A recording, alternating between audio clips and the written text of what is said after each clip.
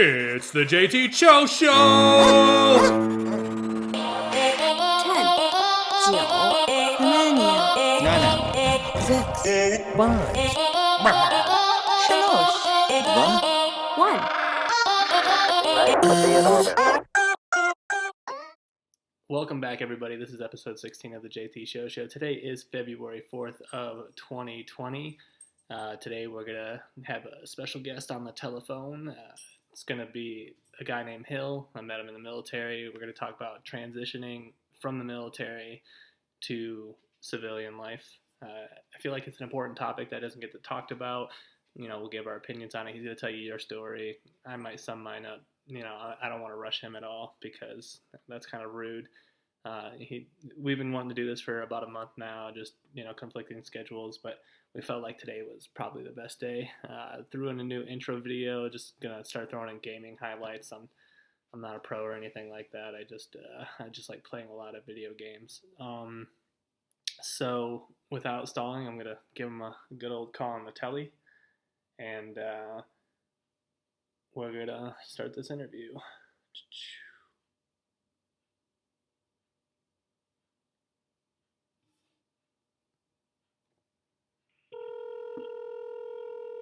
On the old ringer.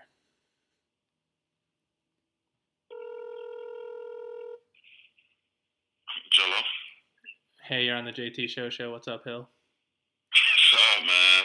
Oh, not a whole lot. Just didn't really give a whole lot of intro about you, so I thought I'd let you introduce yourself. So why don't you tell us about a little bit about your military career?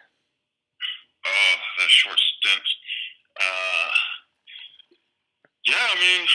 Did the security forces thing from 2007 to 2000 last year. Was blessed to serve at Malmstrom Air Force Base not once but twice. So I did Malmstrom 2007, like 2010. Got orders to Turkey, Incirlik, had a great time, too much of a great time.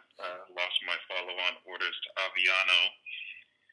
Went out and went back to Malmstrom.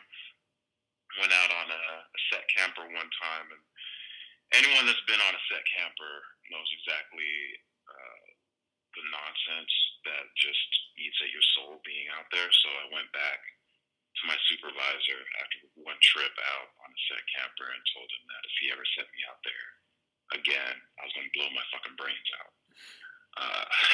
So they moved me back to fire teams where I finished my time on active duty, and in a moment of reflection, I was like, I think I've hit my goals and matured enough where I want to go out into the world and be my own man and make a path for myself. And then I realized I wasn't, so I did 7 years in the Guard, and then came down with some medical issues where I parted ways this past May.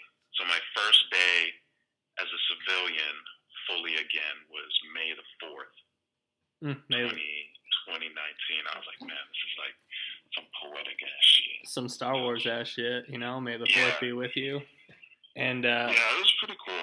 We crossed paths overseas at Al Udeid Air Base in Qatar. Yeah, that was a good time. You've been on multiple deployments. How would you rate that overall between all the ones I've only had one since I only did a 5-year stint, but that for me was probably the best one, because I put on tech there, and then I got to do flyaway security, which was like the best time I had in the Air Force. Just hanging out with Mo, Peniel, and Glover, and flying around with pilots. And when people ask me about it, I always tell them there was one time we were flying with a guy who was a Navy SEAL. We picked up one Navy SEAL, and we were taken to him to a real-life, undisclosed location. And he was looking at us, and we were looking at him. And he finally came over and talked to us, and he was like, "Is this what you guys do all day? Like, you fly around on C-130s?" We were like, "Yeah." He was like, "Bro, that's so badass." And we're like, "No, dude, you're the badass. What are you talking about?" Yeah, can I see your CAC? Yeah, I'm a badass. Yeah. It was like one of those things that really like put things in perspective, like where you kind of get caught up in what other people are doing and not really focusing on what you're doing and realizing that what you're doing to someone else is pretty amazing and pretty cool. You know, what is the motto that the Air Force uses now? Do something amazing every day or whatever. So yeah, that was pretty, and I had a good time. I don't remember the commander's name. Borders. Yes, Borders, Colonel Borders. I remember that first briefing that he had, and he was like, "If somebody tries to run your gate, you kill them."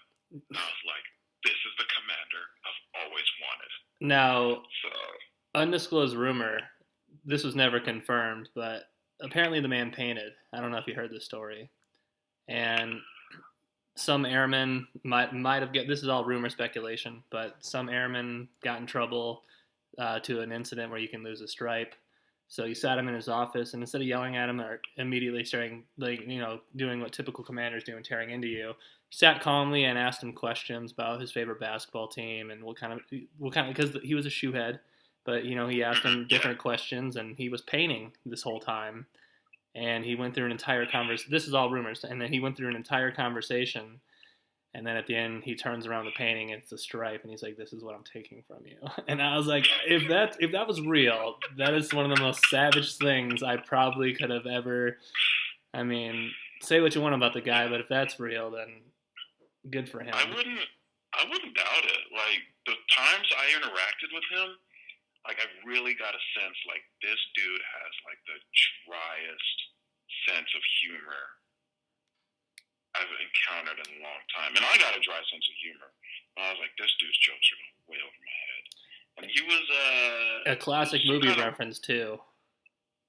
Huh? He loved his classic movie references. And yeah. And part of being, 27 at the time, I got a lot of those old movie references because, I used to just watch, reruns on TV, and everyone saw the classic movies, but then you had the 18-year-old, 19-year-old airman that would just be like, "I don't know what that is," and you'd just be sitting there like, "Man, you're failing at life." You're the next one to have a painting made. Oh, yeah, definitely. Send it to me in the mail if you ever listen to this, Colonel Borders, wherever you're at, maybe. I don't know. I don't try to keep in touch like that. But an important topic that doesn't really get covered a lot is transitioning from being in the military to civilian world. And everyone's got their own stories. Some get kicked out. Some have had enough. Some medically, get retired. Some medically get forced out. And, whatever your reason may be, the process is also different depending on where you're at and who you're serving with and what they decide. So I'm just going to let you start. You can tell yours. Kind of tell me, most likely, that last year of, starting to figure out, if you want to stay in, and then medically what happened, and, start going from there. And I'll interrupt you from time to time and ask some questions. Yeah, and it's, I got tons of separation stories, because I've separated about 3 or 4 times. I collect DD-214s. So, like, each time it's been something different. This last time, I would say, looking back at it and comparing it to the other times, was probably the best footing that I had, but it was still rough. And all of this takes place in San Antonio, which bills itself as Military City, USA. So, like, you would think that transitioning in San Antonio would be a little bit sure footing, but it's just not. So this last time, after I got back from Qatar, I went out New Year's Eve. I think it was 2017. And I had a really bad cough afterwards because it was like freezing in San Antonio. I think it was if it was after our guitar, it was 2018. 2018. Okay. I always get the dates confused. Yeah, I got out the next year. That's the only reason I remember. Well, I went, developed a cold, and I don't go to the doctor for nothing. But I just had a really bad cold and a really bad cough, and every once in a while I'd cough up blood. And so one night I was laying in bed with my then wife, and I coughed, and the pain was so bad I shot up in bed, like it woke me up.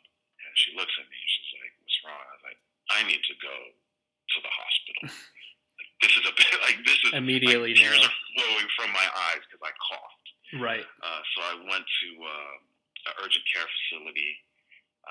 They're like, "There's nothing wrong with you. You have like a heart thing, but we think it's fine. But we don't really know. You need to go to an emergency room." So I went down the street to a standalone emergency room.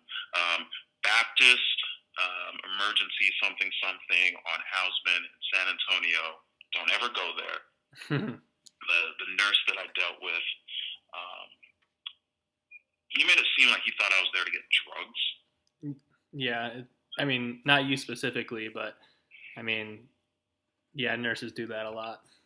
Yeah, and I was like, bro, like I don't go to the doctor for nothing. I'm here because this is really bad.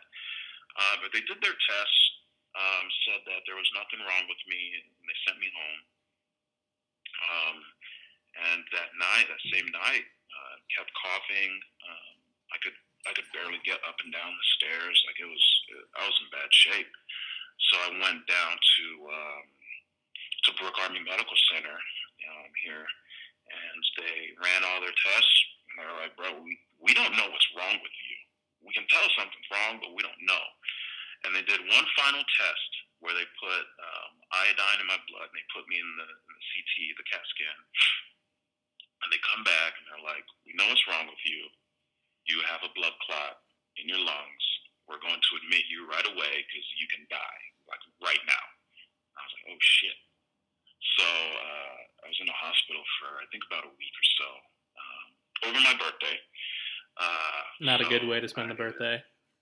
No, and that's, honestly, I spent a lot of birthdays in medical conditions, so I kind of figured it was coming. So they found the other clot that was in my lung, or in my, behind my kneecap, so they treated that, and then the doctor comes, and he's like, "Hey, we're glad we found this." I had a colleague who was a doctor that had something similar. He had a cough. He was driving here to get it treated, and he died. It was like a pulmonary embolism will kill you right away, and you will never know why what happened. So we're glad, you came in and this other stuff. Right. But we have to put you on blood thinners indefinitely. So the first thought that came into my mind was, I'm security forces. It's highly unlikely that I'll ever be in a firefight.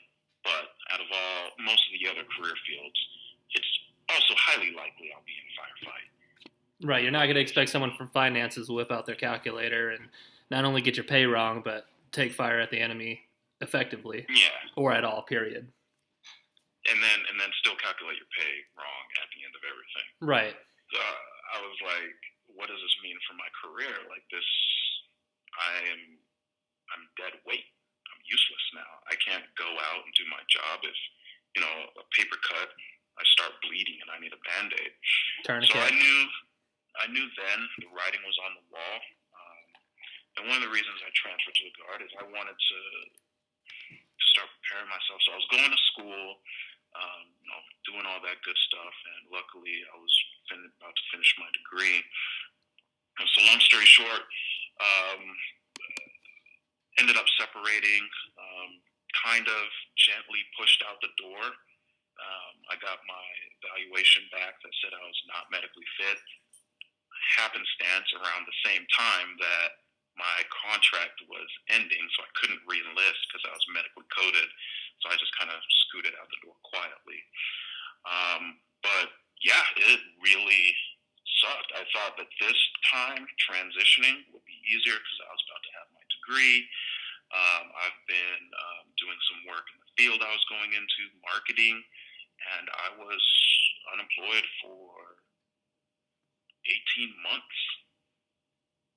Like just not even living, trying to live off my GI Bill, going through a divorce, separation, trying to scrape up enough pennies to move out on my own, and just pumping out applications like a Mark 19. Like I'm just shooting at everything, hoping something hits. And Right. I'll remember. I'll leave said company nameless, but I went and interviewed with them, and they did the follow up, and they were like, "Hey, everything was great. We really like you. The only thing is, we think you're too much of a leader."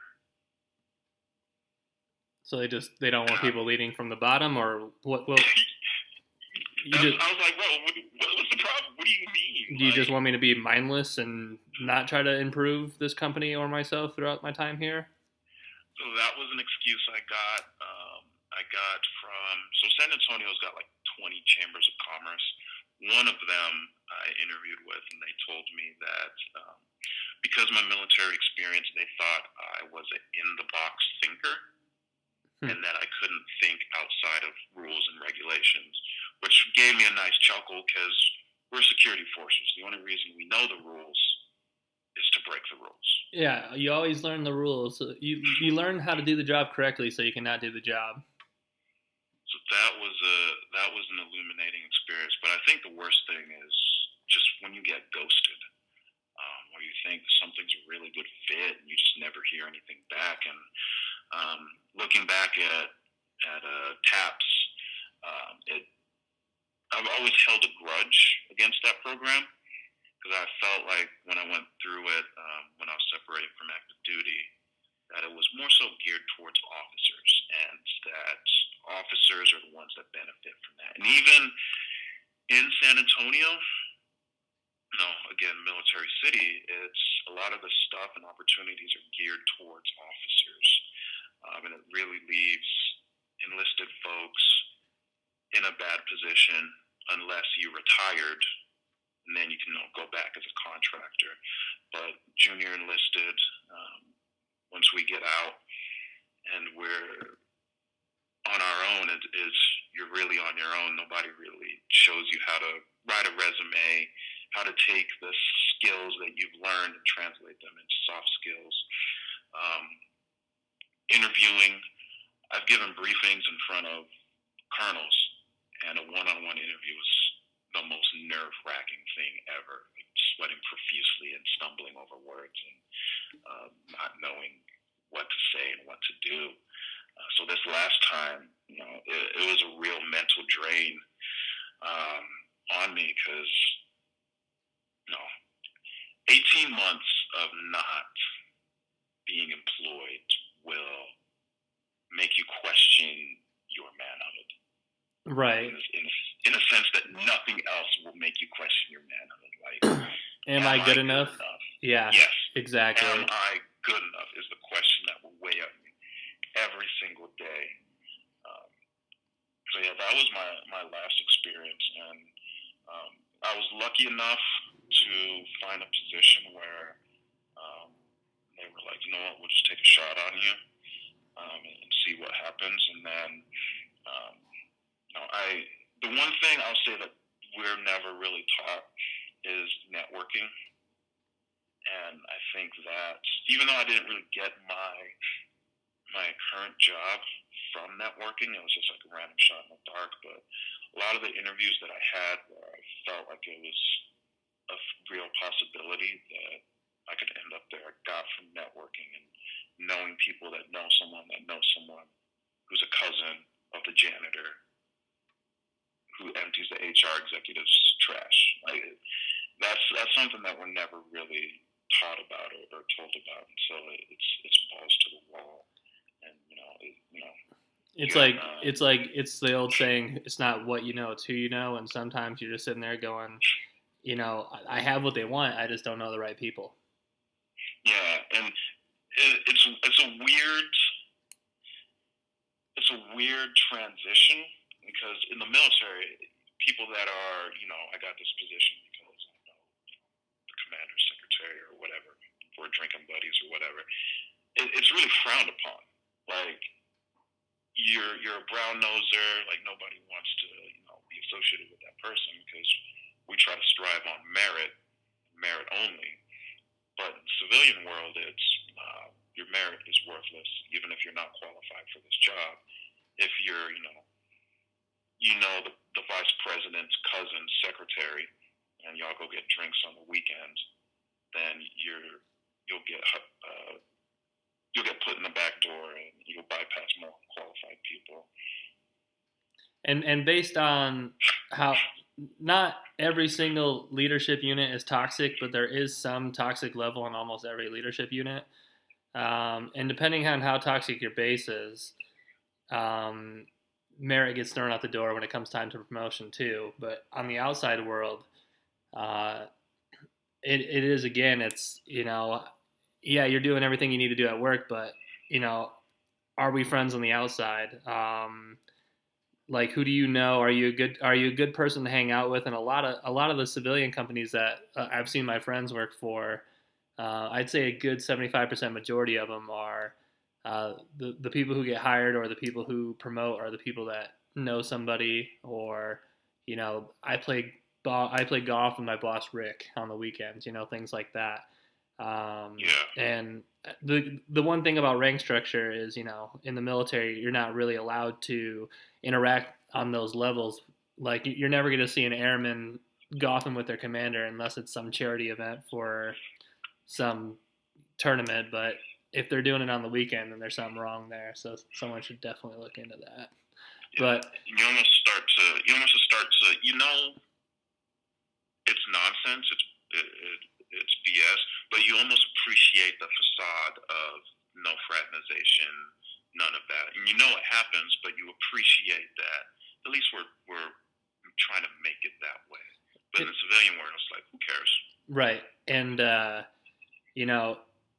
also, transitioning out, being part of the good, I call it the good old boys club, but I've seen, people get out of, I've seen people get out of the military and just transition right into a position just because they knew the guy while they were in the military, and now working still for the federal government as a civilian.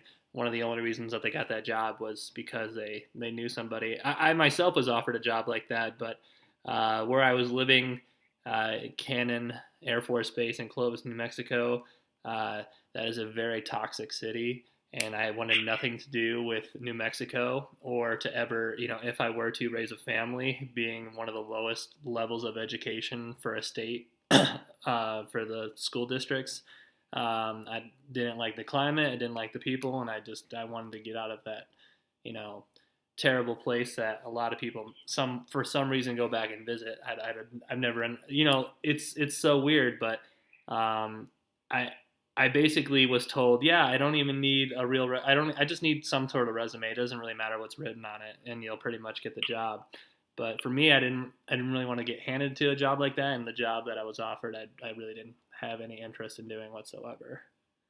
How was the, so during your time, you were medically discharged, you're going through, a lot in your head, and you're realizing that you're not going to be able to re-enlist. How was your supporting cast, as in, your leadership around you that was in the military? Like, how are they, like, helping you, not helping you, and such of those? It was, so it goes, I don't want to call it the good old boys club because it has a negative connotation, but one thing I will always appreciate about the Guard is it's a real family camaraderie type environment. Like, my commander, Colonel Pollard, shout out Colonel Pollard, was a prior LRS troop, E4, commissioned, and he was our commander. Our LT, captain, by the time I got out, was a tech in our unit that commissioned. So, these guys and girls, you see them progress throughout their career, and they know you, they know your family, and there's not people aren't like PCSing, so it's the same group of people for 5, 10, 15 years, and it has its negatives, but when I was going through it, I mean, they were amazing. My commander was trying to, I don't want to get him in trouble or anything, but he was trying to, every unit or every position in our unit is deployable. I was non-deployable. He was trying to create a non-deployable position in our unit to keep me there. And even now, like thinking about it, it's kind of kind of gets teary-eyed, just knowing that he was working real hard to try to keep me there. So they were real supportive. They're always checking on me, making sure that I was good. And on my last day, we all went out to lunch, the whole unit. They brought me a cake. I cried a little bit. Some folks came back that had left the unit or were other places. They came back to say goodbye and all that other stuff. So it was a real good environment. And I'll always appreciate that about the Guard, that it has that family aspect. And that's on active duty, it's lip service. I'll just flat out say it's lip service, but in the Guard, it's like, it's real. It's real. Right. You mentioned lip service. It's I'd say probably for the first 3 years where I was stationed, I had a lot of friends on my level, but I remember specifically, and I was actually kind of happy about this. My roommate at the time he was back office. He interacted with all the E7 and aboves. He interacted with essentially techs and above, and he would what he would do is he would volunteer me for events that he was in charge of. So he's forced to volunteer for himself because he's in charge of these programs. So he would always write my name down as me being there. So I essentially was forced to. I always had fun hanging out with him, and it's volunteering, and it's good for you and all that jazz. But like, he'd just be like, "Hey man, I signed you up for this, so don't do anything on Saturday." And I'd be like, "Oh great, one of those things." But so one year he's like, "Hey man, you want to host the Christmas party?" And I was like, "Yeah, dude." I was like, "That sounds great. That's something I'd actually enjoy." And a lot of the back office people were like, "Is he even funny? Does he even talk?" Like, I've never said words to this person, and like, I'll say some pretty savage and terrible things in my entire life, and there's some that I've played. There's some higher ups that I've played sports with, because a lot of the people say there's no rank on the field, but a lot of them like didn't even know that I had charisma, because every time they would come around, I would just shut my personality down and be like, "What do you want, sir? Like, how can I help you, sir? Yeah. Here's my post, sir. Senior reports. Blah blah blah is all secure. Do you request a post briefing? No." And then they'd be like, "Oh, so what'd you do this weekend?" I'd be like, "Yep, they're fishing for information." I'd be like, "Nothing. I read a book. I baked some cookies." And they'd be like, "This guy's weird." So then they just leave. So a lot of the times, I just because I either thought they were fishing for information or they were just trying to catch you slipping, I would just be all professional, because you never know what the real reasons are these people are coming out to talk to you. So you've had multiple transitions. What was probably one of the worst experiences that you had between the two? The worst one was my first one, when I transitioned from active duty to the Guard. That was, again, not knowing anything, not even knowing how to write a resume, going through tabs and leaving tabs and being like, I don't know what I'm supposed to be doing. So I moved down, took my terminal, was at my parents' crib for a while, just having fun, goofing off with my friends, and then moved out to San Antonio, got a little apartment, and that's when reality set in. I was like, oh shoot, I guess I need to get a job. So started applying, and I'll never forget it. I remember exactly where this place is. I remember everything about it. But I applied. I was scraping the bottom of the barrel. I applied to be, no disrespect to Pizza Hut, but I applied to be a Pizza Hut delivery driver, right? I Right. was like, I'm qualified for this. Mm-hmm. I have a driver's license. I have a car. Qualified. Went for the interview. Sat down, waited about 20 minutes for them to show up. Went through the interview process, and a few days later, they sent me like the rejection email.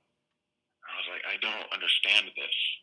Like, I don't need to do anything except drive a car, pick up pizza, take pizza to said destination, Collect a small tip back. and come Yeah. back. Secure the And this pizza. Make sure the toppings don't go to one side. Say, hey, sir, here's your pizza. Sign here. And then go. This is before, man, that sounds old. This is before like Uber Eats and all that other stuff like really took off, where anybody could be a delivery driver. Right. And I was like, this doesn't make sense. So that sent me into a spiral. And I was trying to stay away from security jobs, but I ended up taking a job doing security at SeaWorld, nighttime security, because I just didn't want to deal with people. So that was my saving grace there. But that rejection from Pizza Hut, of all places. And I drive by this Pizza Hut every time I go to a VA appointment. Right. And I'm just like, man, you guys, what the hell? Leaves a sour taste in your mouth. Yeah, and I ain't talking about their pizza either. Right. You a Domino's man? No, I work for a pizza place, so I'm one of their men. Oh. I mean, yeah, I've also slanged some pizzas in my day twice. I got out of college, and first thing I went back to the local pizzeria place. You know, I just got a bachelor's degree. The whole world's the world's your oyster. You're gonna take off, and your student loan bill comes in and says you got 6 months until your payments start. So I'm like, okay, I got no car payment, no bills, no car, living at home, no expenses. And then I go to my favorite pizza place and I'm like, hey, you worked here before, you want to work here again? So the first 2 to 3 months after I graduated college, I went right back to slinging pizzas, the job I did when I was 18 years old. Yeah, and that's how it felt when I took that SeaWorld job. I was like, man, I'm back to doing security like this. Sucks. But it was a good experience, and then I did that till my unit deployed to Kuwait. And so one thing that I always appreciated about the Guard was our deployments were pretty regularly for my unit.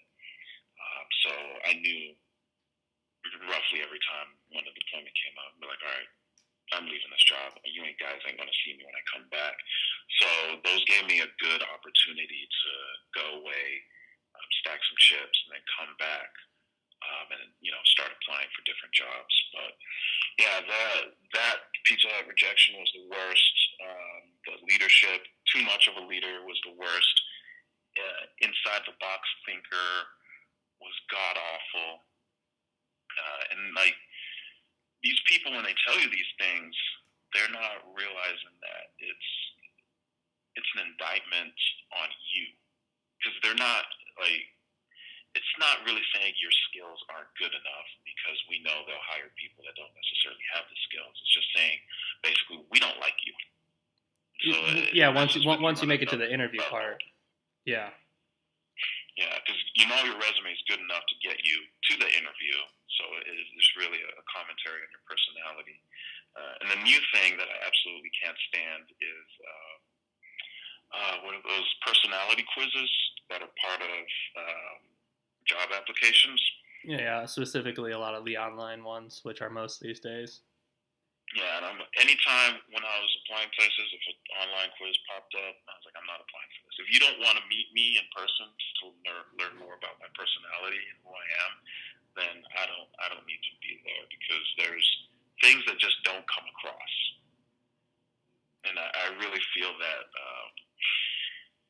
these quizzes they're detrimental to the veteran community, because we've gone through a lot of things and seen a lot of things and experiences, and when we're answering these questions where it's like, oh, pick a word out of these words, and we're picking these words. It's like, well, the things we've experienced are reflected in those quizzes and the results, but those aren't defining us. I had one employer, potential employer, and this was my fault, go and find me on Facebook, right? Right. And I had just reactivated my Facebook, and during the time I deactivated, Facebook changed their security settings, so all of mine were out of whack. So they were able to see everything that I had posted, and they were like, "Well, we don't want to hire this guy. He's way too political." I was like, "Okay, that's a fair assessment, but also I was in the military for X amount of years, served under 3 different presidents, only really agreed with one. And yes, I spoke about it, but also I shut the hell up and I did my job." Right. So it's like you're not really getting a whole picture about who I am. And if you would just meet with me, you'd understand that there's the ability to separate things on different levels. So, yeah, those online quizzes, and then anyone out there, just make sure your Facebook security set. Just deactivate your Facebook if you're looking for a job, because that thing sink some ships there. Now, you were active duty for how long? How long was it? 5 years, I think. And then 5 or 6 years. And then the Guard for close to 6 or 6. 7, close to 7. So you've got 13 years of military experience. So majority of your resume, when you're applying to these places, are going to have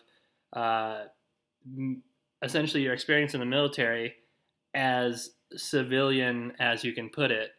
But do you think that hurts you more that they're reading that you were in the military, or do you think that sometimes it helps you? Because personally, I think it hurts you more than it helps you. So I know a couple of people that have 2 sets of resumes. They have a military resume where it has their military experience, and then another resume where they don't have the military experience, and they send both out. Sometimes they'll send both out to the same potential employer. I started going down that path, but I was like, I'm just gonna suck it up. I'm not going to be ashamed of the time that I spent. But I definitely think it hurts. And one of the reasons that it hurt me was I didn't know how to translate it. So for the longest time, my resume was just my EPR bullets. I've been there. And I was like, okay, they might not understand this, so let me turn VSA supervisor and write out bulk storage area supervisor. Maybe they'll understand that. And there was one year when Google, I think it was 2 Super Bowls ago, maybe 3, they had this big ad where they were like, we're going to help veterans get jobs, so on and so forth. And if you type in your MOS or AFSC into Google, it'll show you jobs that are qualified for. And I tried out because I was like, okay, this might work out. And all it did was give me security jobs. So I tried different AFSCs, and they were just jobs related to that AFSC. So it wasn't anything about taking soft skills and applying it to real world situations. So if you're taking EPR bullets, you have to sit down, and it's probably a good exercise. I never did it, but get a civilian friend or family member, and just be like, tell me what you don't understand about this one bullet, and I can write it out, go more in depth to it. But yeah, just if there's not at least some separation or something else padding that military experience, then I really think it's a detriment. And again, it goes back to that lip service thing, where it's like, okay, yes, we quote unquote care about veterans and all this other stuff, but we also don't understand them. Right. So we're hesitant to bring them in for quote unquote culture fit reasons.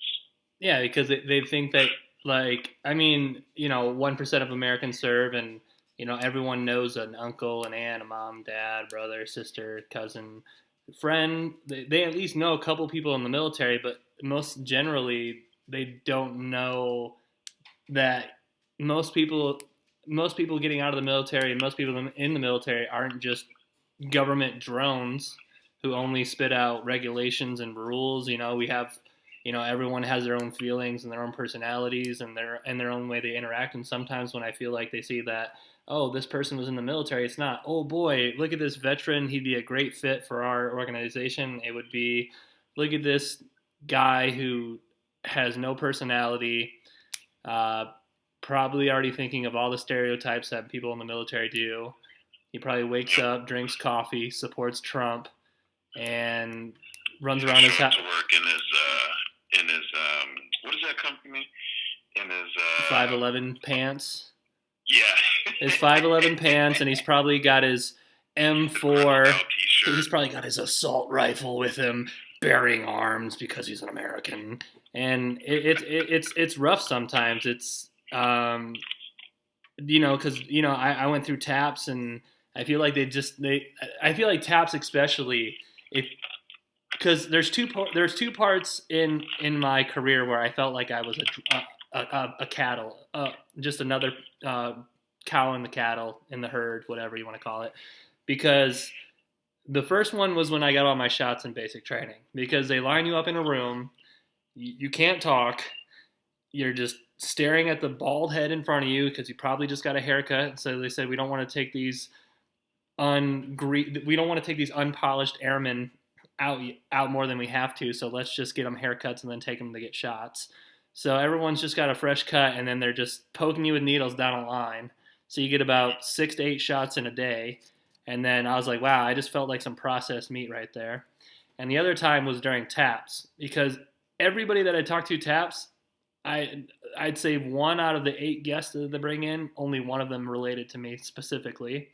There's parts of the class that, I don't have an ambition currently at this time to ever open a business, but yet I'm still stuck to listen to a 4-hour brief that's not exactly, like, it's not tailored to what I want to do after my military career.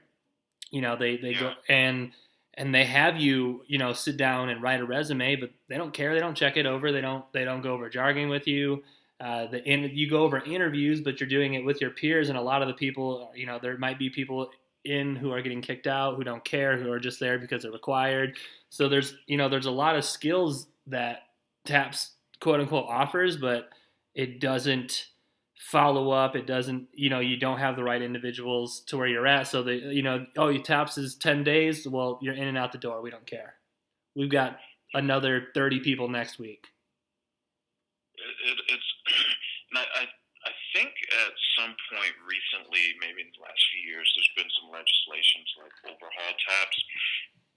And I know you got out, you went through TAPS way after I did, but it sounds like the same thing, and it's almost like it needs to be redeveloped and almost become like an electives type thing, where it's like, okay, I am interested in potentially starting my own business. Let me sign up for this session. You know what? I don't know what I want to do, but I do want to start the process of my VA claim. Let me sign up for this session, and then make mandatory sessions, or make it you have to sign up for X amount of sessions or X amount of hours of sessions, and give people the flexibility to define what their career is going to be or explore their options. TAPS is garbage. It's 10 days that you're not working, which is great, but it's also 10 days of sitting in a classroom for 8 hours, not caring by the second half, because now you're doing useless exercises as you would in high school just to pass time, when really that time could better be spent helping you specifically, but they're just treating everybody generally. Being talked at instead of talked to. Like, I feel like some of the more important things that, everyone, your disabilities, your health coverage, your VA loans, even though you might not use them, or, how they work or things like that. There are some things that generally everybody needs to go to, but I think more along the fact of selecting, I think you need to show, if you have the drive, this is my plan and this is the help that I need. I know there's going to be people who, I don't care what I do afterwards. I'm just gonna go do this. I don't really care. But for the people that do care, and you're sitting through taps and you're hearing some guy for 3 hours booked in that day in the morning talk about opening a business, well, I think we had 25-ish to 30 in our classroom. One person raised their hand. Yeah, I'm thinking about opening a business. And I was like, so one person and 29 others, and we're all listening to the same thing. I remember our business guy he opened a dentist office because he was a retired colonel who was a dentist in the Air Force. I was like, bro, I can't go out and open a dentist office. I'm security forces. Like, this doesn't even align to me. What am I going to open up? A ID checker shop? Or it's tough, and it's tough too because I went to school. I went back to school while I was in, and I feel like people don't even look at that education as anything because they, like you said, when you apply jobs online, you type in your resume. On LinkedIn, I had to go in specifically and say, quit giving me security jobs. Okay. Like, please stop. Like this, if it's your passion, congratulations. If you want to do security, you go to school for criminal justice and you don't want to be a cop, I'm happy for you. But security is not my passion.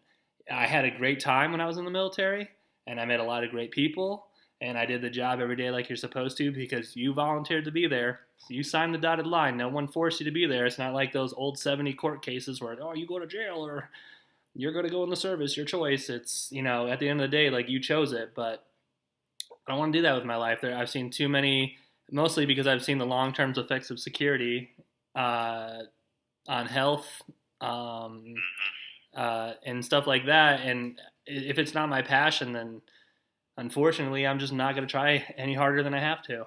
I'm not going to try to excel at it. And, it's one of those things where, no matter what and another thing too is they always say that the military is going to open doors for you when you get out. That's kind of one of the recruiters say, like, this is going to open up so many doors and there's all these promises. Well, realistically, sometimes it gets the door closed at you. They'll see that you're in the military, and they might just have a bad taste and close the door on you. And there's more than that. For an example, I was buying my first house, okay, and the VA loan, there, zero down payment, zero low interest rates, nothing but pizzazz, nothing but confetti coming from the guy talking about the VA loan. And because it was the VA loan, I was required to get 4 more. I got my loan through Howard Hanna. One of my college friends became a realtor, Josh Lord. Give him a shout out. Buy a house from him. But they had another guy named Josh, who I had nothing against. I just hated when he called me because when the other Josh would call me, he would say, hey man, I need more money. And I'd be like, what do you need? What do you mean? He's like, no, I have, X amount saved up, and you already told me I need about 2,000 more. So I was working 2 jobs essentially at the same time. And so I was just like, look, I'm working 2 jobs. I'm going to a midnight shift from 6 to 6. I get off at 6 a.m. and then I do my second job from 7:45 till 2 in the afternoon sometimes. Like, what do you mean? And every time he called you, well, the VA loan, they don't like, I live in a modular. I love it. Okay, I don't care. They don't like modular homes. I need an extra structural analysis test. I need these additional tests. And every time that other Josh would call me, I'd be like, this mofo is going to ask me for more money. And it's specifically because I banked everything on not exploring my options, going, the VA loan's going to have it covered. 0 down payment, no big deal. And the VA loan ended up, it might have cost me more if I would have went with a down payment and another realtor but because of the VA loan, I essentially worked almost 29 days straight, taking overtime at my current job and taking as many days as I could at my other job, to where the most sleep that I was getting was on the weekends, only working my regular job. Yep, and that stuff isn't explained in during the VA loan session. It's like VA loan, no down payment. All right, go to your next session. It's like, well, I remember when when I bought my first house, I was like, VA loan, okay, I'm going to use this thing. I've heard lots of great things. It wasn't as extreme a process as that, what you were describing, but it took some time, and then we almost didn't get the house because the people selling it found out it was a VA loan, and they didn't want to deal with it. Yeah, that's also a thing too. So it's like, well, how many people are out there not getting the homes that they want because they're not having to, but because they're using the VA loan, and they're not educated on the requirements and all that other stuff. So yeah, because it's not all peaches and cream. I was on Zillow using some realtor sites, checking out houses, because essentially I house hunted for a while because I had to find the right fit, the right location, and I have dogs, so I'm not gonna get a house without. I could have built a fence, but I'm not gonna get a house without property because I don't have the time to always walk them, and I wanted a big enough backyard that they can run around in. And some of the times that you look at, oh, this is great. This has as many bathrooms as I want. This has as many, like I would sacrifice, one of the things I have now, which I love, I have a master bathroom connected to the master bedroom. I've never had that in my entire life. And I was willing to sacrifice that for a house that I found with a bigger yard. But when I scrolled down on the website that I was looking, it said no VA loans. So because I was using the VA loan, I automatically was disqualified from buying that house because the owners didn't want to deal with a VA loan, because initially they might have had to deal with it before and it could have went sour for them. So they're just like, no VA loan today for us. Yeah, you're almost better off applying for Section 8. Yeah, definitely. So was there any, going back to the active duty, was there any negativity from your leadership or peers, or was there anybody that specifically told you like you're making probably one of the worst decisions of your life getting out of active duty military? Oh yeah, anytime you take around that paperwork to get signed, say, why are you doing this? And it started early for me because I knew I was getting out, and it was staff testing season, and I declined to take my test. And they were like, well, if you decline to take your test, it's going to ruin your career. Blah, blah, blah, blah. I was like, well, one, no offense to anybody out there. One, I'm not an asshole. I know I'm getting out, so I'm not going to take someone's strike that, they probably want more than me. And they're trying to make it a career. For years. Yeah, I'm not going to do that. And two, I'm getting out. So I don't care what you got to say. I don't care. Long hair, don't care. And then when you come around with that out process and paperwork, it's like, well, do you really want to do this? Let's sit and talk about your options. And it almost reminds me of how I imagine being like a top tier college or high school athlete is. We're going on all these visits and everyone's making you all these offers and promises and trying to sell you the world. But they're like, oh, well, we've had an eye on you, and we could carve out a position here for you in back office or blah blah blah blah. And all they're really trying to do is pad their retention rate, so they can get another EPR bullet or whatever. They never really have your best interest in mind. And the only person that I talked to that I can remember when I was leaving Malmstrom was, and this guy's, oh man, he's so amazing, was now Senior Master Sergeant Clark. And I'm going to have to look him up on Facebook to get his first name, but he's one of the dopest supervisors I ever had. And I stopped by his office on the way out to talk to him, and he was like, you know what, if this is what you want to do, I support you, blah, blah, blah, blah, blah. And so we sat and we talked about, the process and everything like that. And he was like, nobody knows nobody else has your best interest at heart. You're the only one. So, just follow what you want to do and all that other good stuff. Christopher Clark, Senior Master Sergeant, Security Forces, Moody Air Force Base, one of the best supervisors I ever had, gave me a second chance at my career when I fucked it all off. Can I cuss on this thing? Yeah, I don't. I'm not making any money on it. Yeah. And having a really good time in Civic Air Base. But yeah, I mean, that first time you're out processing, especially on active duty, that's when you'll learn that I don't want to say nobody's really there for you, but nobody's really there for you like they say.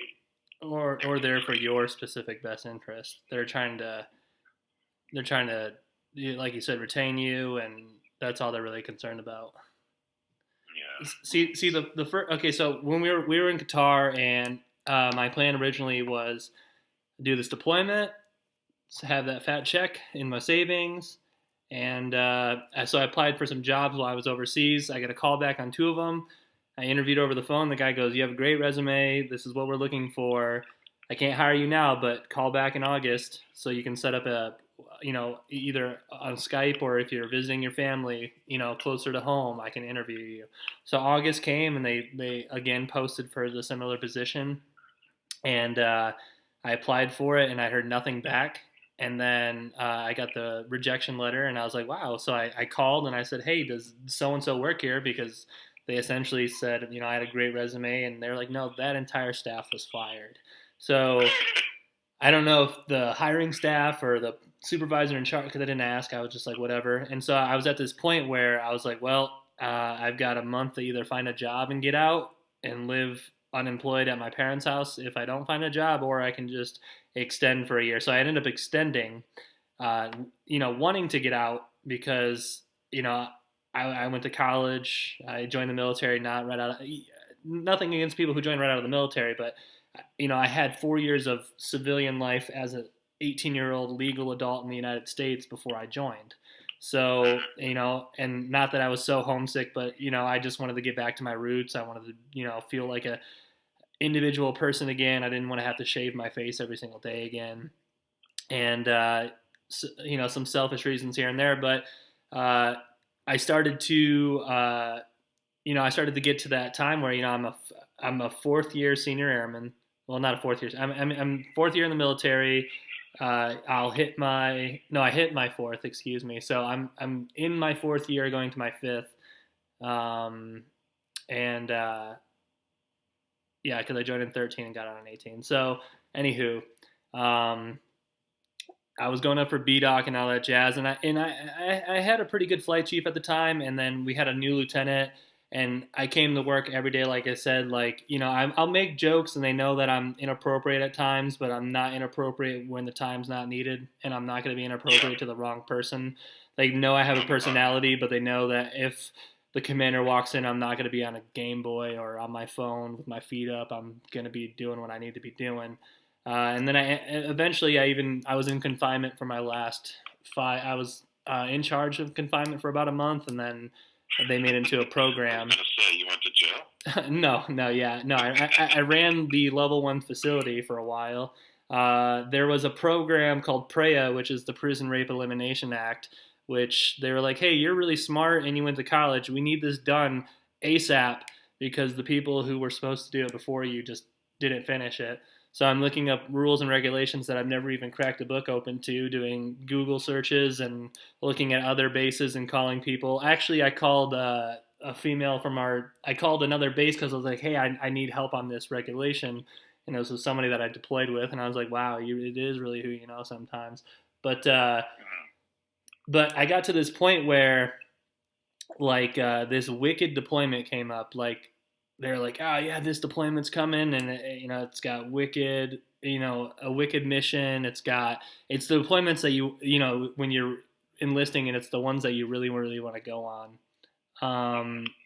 So here, hold on one second. So anyways, So it's one of these deployments, and I was like, hey, I want to go on this deployment to this certain person, and he's like, well, you got to re-enlist for me to send you on this deployment. I was like, well, I'll extend again, but you got to give me in writing that you're going to send me on this deployment. He's like, well, I'm going to need you to re-enlist or do that first. And I was like, nah, you're not going to get me, man. I know how the system goes. You got to have it in writing. If you're ever going to get anything in the military, get it in writing, unless it never existed. So again, there's another training opportunity, and even though I was a little chunkier, I never failed the PT test and always got 90s. And so they're like, hey, you're physically fit. We want to send you this training, but you're not retainable, so we need you to, go re-enlist or whatever. And I was like, again, I was like, let me think about it. So I took my staff testing. I said, let the staff results come out this year, and then I'll let you know if I'm going to re-enlist. Because honestly, I would say it would take my 10% staying in and 90% getting out. It would probably make it a 50-50 shot if I would have made staff that year, because I didn't hate the military. I just, wanted something different. So the staff results come out. They're, whispering behind closed doors. This person might have made it. This person might have made it. It's results day. Everyone in the entire world's crashing the servers because they're trying to check if they made staff sergeant or not, and my name's not there. Well, then I go to my scores, and my scores aren't there. So everyone's like surprised. They're like, wow, like we thought you were going to make it this year. And I was like, well, my scores aren't online. I think they lost it.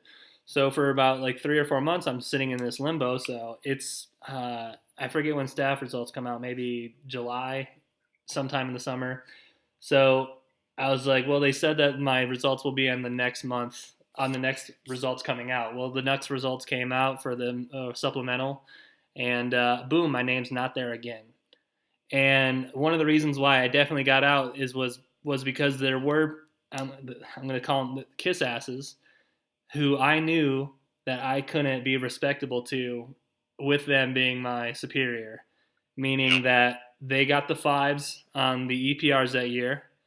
They definitely made staff already, and I knew, looking at the person as a exclusive security forces member only, not looking at any of their volunteer experience and knowing who they are, I know that they are useless to me if I ever needed anything, and that I feel bad because I know what kind of supervisor they're automatically going to be. And I knew that if I didn't make staff, there's no possible way I can go to work knowing that they can tell me specific lawful orders to do, knowing that I don't know, call it, I don't know what to call that, but I just knew that I would have a miserable time there. So again, I went to a tech in our unit who was PCSing at the time. I said, hey, it's your job to figure this out. Where's my staff test? He goes, oh, why should I really even give a shit? I'm leaving. He's like, you're going to get out. So, I really don't care. And I was like, wow. And I was like, you know what? That's the straw that broke the camel's back right there. And I was like, I don't give it, And so my flight chief saw me that day, and he saw that I was flustered. He's like, trying to be like, oh, that's just one guy. And I was like, no, that's just not one guy. That's many of the same guys who, again, good for him. He's a tech. He's going on to a new base.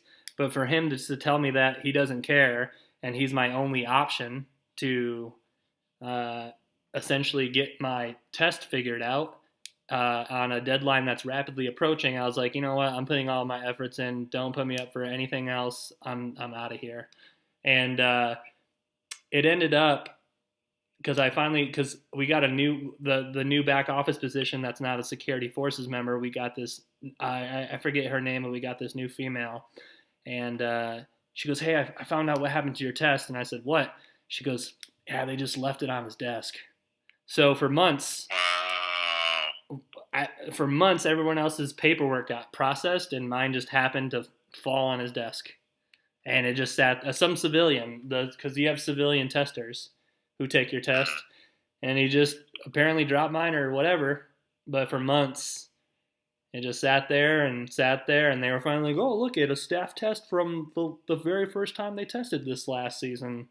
So I ended up having some. I actually didn't make it by like 2 points, but I found that out after I got out of the military. So after I was out of the military and I was on good old R&R, where you're still in but you're not active, I found out my results. So I was like, whatever, I'm already done with this. I already got my DD 214. can't tell me shit now. But that really, and there's a few things in there that kind of like reinforce. And I feel the same way. I don't have negative feelings towards the military. Like, it was a great time. I did a lot of cool stuff, met a lot of cool people. Oh, I do it all over again. Yeah, but it's just, I have one question that I would always ask my troops. It was like, how do we win wars? Are we this good, or is everyone else this bad? Because if the internet doesn't work, we can't do nothing. There's nothing we can do. But a lot of that stuff made me, like, it just reinforces it. Like, the civilian who, it doesn't matter that they've left your test behind. They're a civilian. There's nothing in the world that could happen to them. Don't do it again, Mr. Civilian. I'm willing to bet that civilian got that job via the Good Old Boys Network. Well, the testers are just old. I mean, most of the jobs are, but 20 years experience in the military. Here's a 11 position. Here you go, cakewalk for you. Yeah. And then the guy that was PCSing, who was like, "This isn't my problem anymore." It's like, it is your problem. Well, you should have enough care to fix this before you leave. It was one of those things where I told him early on, and being again, this is where rank structure can sometimes hurt you. But being only a senior airman, there's only so many people that I can talk to, let alone who to know to talk to. And when I'm coming to you for the only person, like, I even had we had this really rad first sergeant for a while, but then we had a really terrible one. But the really rad one was like, "Hey man, if I can figure it out and get a definitive answer for you, I'll go do that today." And which he did, and he says, "Well, they don't know where it's at right now, so it could be processing.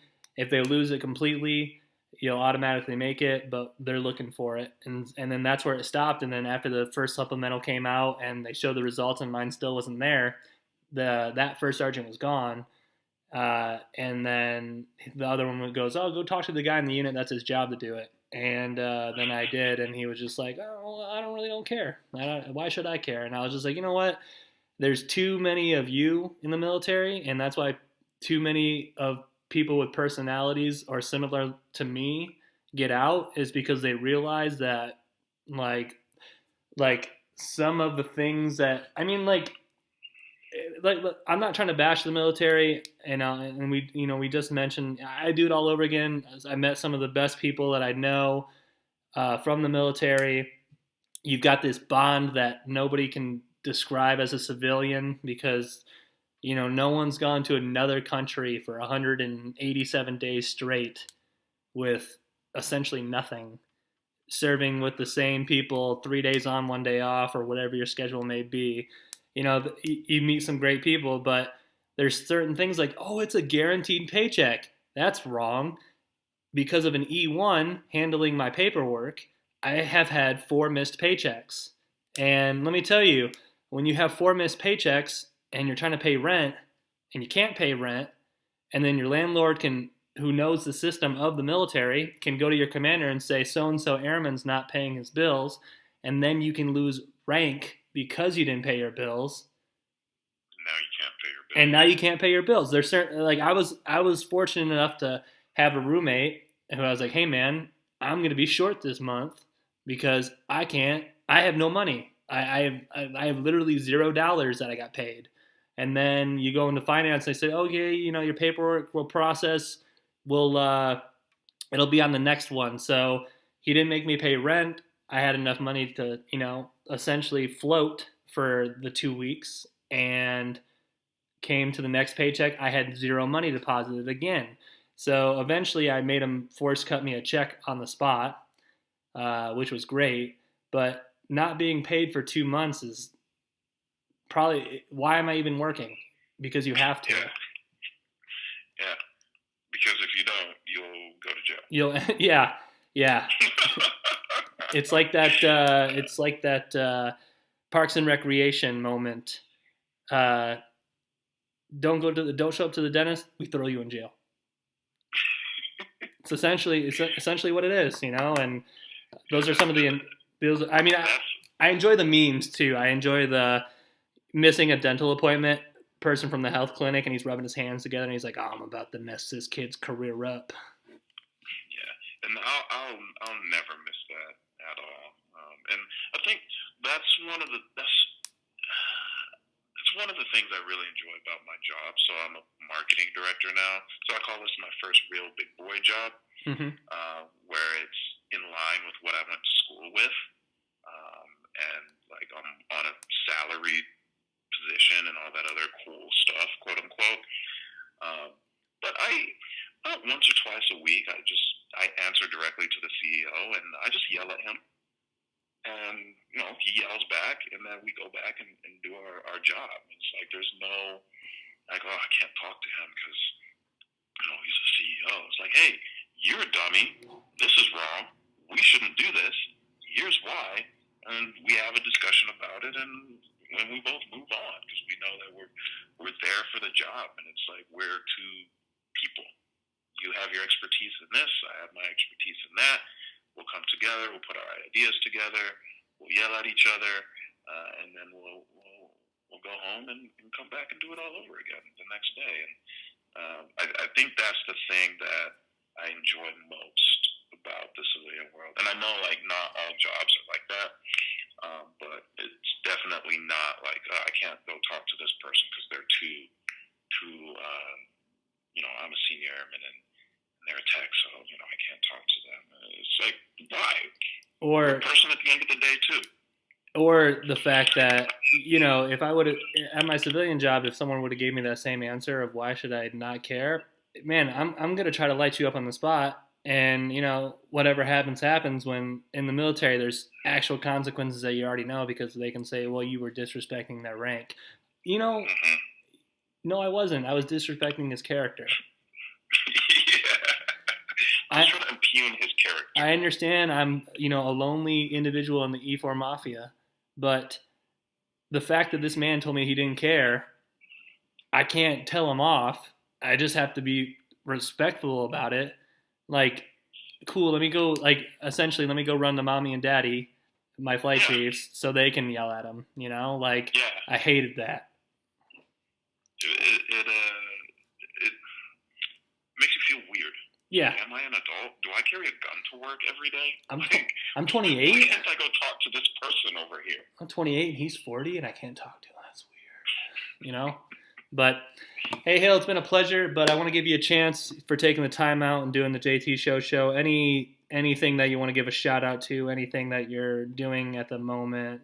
Anything like that? You have the time. You have as much time as you want. Well, first and foremost, I want to give a shout out to you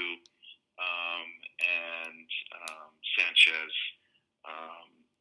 Anybody that I have this thing you've probably seen it on Facebook where I'll post like a video and I'll be like support Black creators, but really support any creator, support people that are out there just creating things and putting themselves out into the world because it's something special. And for the longest time when I was in, I would like poo-poo on quote-unquote Air Force rappers. But then I met Sanchez, who was like a real regular person who actually was good at rap, even though I can't understand what he's saying. Right. I see like the passion and everything he's putting into it. And then like you doing the podcast. And my buddy Cloud, Justin Cloud, has a podcast that he started as well. So anyone that's out there and they're creating things, support creators.